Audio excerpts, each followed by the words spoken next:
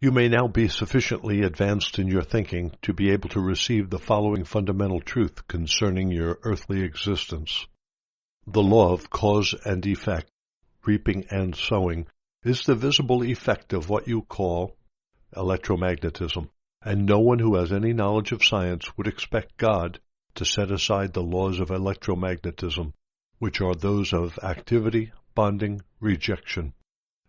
Activity, bonding, rejection, or movement, attraction, repulsion are the fundamental impulses of existence and of human consciousness itself, which have brought about your visible forms in life, and are the only instruments or tools of creation. They are responsible for the formation of substance or matter, and also for the development of individualized forms and finally of personality itself in all living entities. Since these laws are fundamental to your individualized existence, it is impossible to set them aside. Therefore, you cannot ignore the problems inherent in your individualized existence and believe that God will save you from them. Your only hope of final escape, of stepping off the treadmill of human experience, is to recognize and acknowledge them and then work minute by minute to transcend them and eventually merge in purity of mind, heart, and action, and become one with universal love consciousness, the Father which does the love work.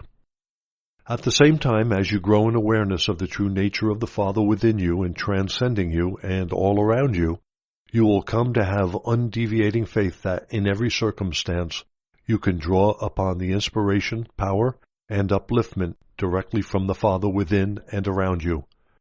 You will come to know it is really the Father which supports and guides you into the kingdom of Father-love consciousness. It will become abundantly clear to you that while the Father is universal, it is also individual for you. It knows you, is aware of your thinking and your problems. Within the Father-love consciousness are the perfect solutions awaiting your recognition. When you recognize them, you will be released from pain when you become pliable and willing to listen. Until you are willing to listen, you will never be filled with the Father-love consciousness. I will tell you a parable. Imagine a child screaming and kicking because he wants ice cream. All the time he is making this noise, his father is waiting patiently at the door of his room to show him that he has brought him ice cream and fruit. You may think this parable is improbable. Nonetheless, it is true. Mothers will remember times when children have been inconsolable over something, refusing to listen to what mother is trying so hard to tell them, and yet mother has the solution waiting for them the moment they stop making a noise and dry their tears. I can see the travail of people and their crying and weeping, and my compassion is boundless. You are heard, but within the context of your present consciousness, there is little I can do for you. I cannot penetrate the thongs and chains of your years of ignorant thinking and acting. I see the pain perpetuated in the churches, in services and pulpits by ignorant sermons. I see nations and their people trying so hard to grapple with the difficulties arising from their traditional values, cultures, and religious beliefs. I see the limitations in their daily living, the lack of fulfillment of their needs and purposes, and the suffering emanating from relationships of every kind. The collective consciousness emanating from the world is a miasma of fears, resentment, angers, emotional turbulence of passionate desires, revenge and exhaustion, interthreaded with compassion, determination to uplift world consciousness, dedication to the search for unconditional love by those who have received inspiration, and a degree of enlightenment. I come close to people who call on me and work with them to relieve their stress, but their mindset and beliefs are so strongly imprinted in their brains that my truth cannot reach through and bring new knowledge to their minds. Many people have heard, albeit briefly and imperfectly, but have lacked the courage to accept new ideas and speak out. Furthermore, the time has not been right to reach through barriers of human consciousness to teach you. But now the time is right. You have moved into a new dispensation of vibrational frequencies which will enable you to more easily rise from the materiality of the previous age. This may sound a strange statement, But there is a universal store of knowledge regarding energies you do not begin to understand. At this time, there is no earthly mind capable of understanding. It is only possible for you to imagine the spectrum of energy, which is not truth. It will help you, therefore, if you can accept my statements, taking them on trust because they are true. You are moving into new frequencies of vibration pertaining to human consciousness, which will enable you to move forward into the spiritual mental development I described in Letter 1. Since I have diverged, I must now repeat, you can no more escape the most fundamental laws of existence regarding your thinking and feeling, sowing and reaping, than you can escape the laws of electromagnetism in your material world.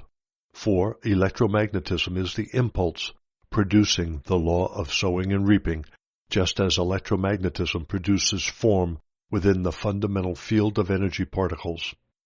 Therefore, it is not possible to continue to believe in Christian dogma and also try to follow these letters, because dogma relating to salvation by my death on the cross, the Trinity, physical resurrection from the dead, and use of incense and set forms of prayer are fallacious, and the facts now presented to you in these letters are truth. The dogma and the sacramental trimmings are what you would term red herrings, to gain your attention and allegiance, but obscuring the truth of my teachings. Therefore, these letters had to be written. The only way I could reach the world at this present time, when it is poised to enter a new mind-emotional dispensation, was by using a receptive, obedient, and deprogrammed mind to receive the instruction and do the manual work for me. These letters offer the only true means by which people will find the path to the spiritual dimension in which all human error fades away and only love remains. Anything else which may be said is purely human rationalization and reason, and these are not truth. People are seeking new ways to resolve old problems, particularly in America. But until they understand the true nature of life, the ego, and the laws of existence, they will but strengthen the pull of the ego, and their pain will continue. Remember, as I record for you in the following pages the simple truth I spoke 2 millennia ago, this truth remains constant and consistent.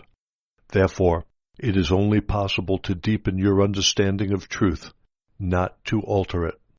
Have you realized, as you have read the first 2 letters, that all I spoke to the people of Palestine was a direct outcome of my having perceived the reality of existence in the desert, that nothing was solid?